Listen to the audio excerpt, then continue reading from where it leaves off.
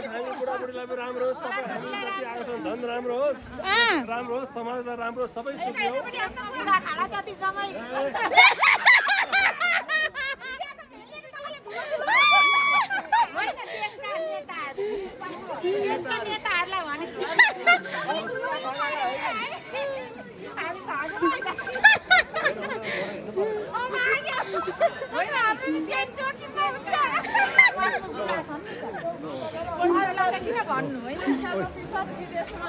युवा नेताको काम थिएन,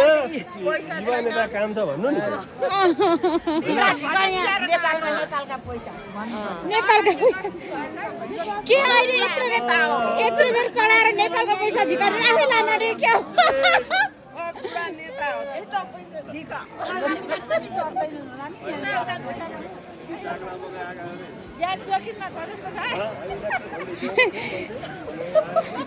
बुढा खाडाहरूले ज्यान जोगाउने बेला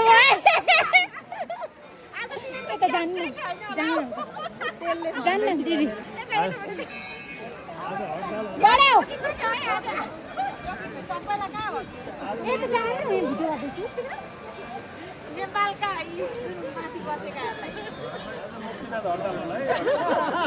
बालन शाहहरुको सन्तान त भन्नै बिर्सेछ